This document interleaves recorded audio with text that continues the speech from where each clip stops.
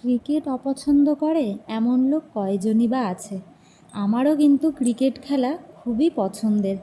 তো সেই হিসাবেই আমার বাড়ির লোক এবার আমাকে আইপিএলের ম্যাচ দেখতে নিয়ে গেছিলো কলকাতা স্টেডিয়ামে।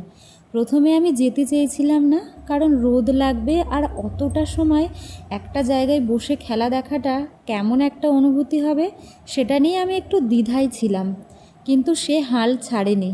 সে আমায় বুঝিয়েছিল, তুমি একবার চলো, দেখো এই অভিজ্ঞতাটা তুমি একটুও ভুলতে পারবে না, লাইফ টাইম এক্সপিরিয়েন্স হবে তোমার।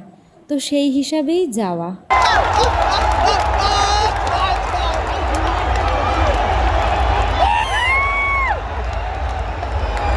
দুপুরবেলার ম্যাচ ছিল আমাদের।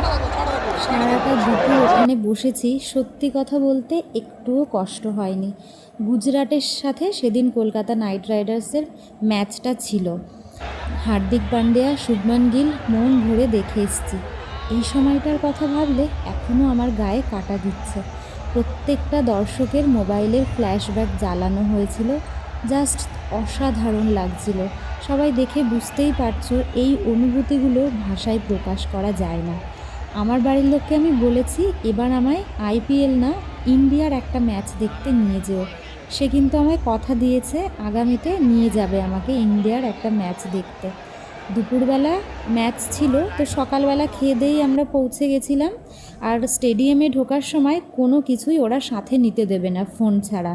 তো সেই কারণেই আমরা শিয়ালদা ক্লক রুমে সমস্ত ব্যাগপত্র রেখে গেছিলাম। আর স্টেডিয়ামের মধ্যেই জল, খাবার, বাথরুম সব কিছুর ব্যবস্থা আছে।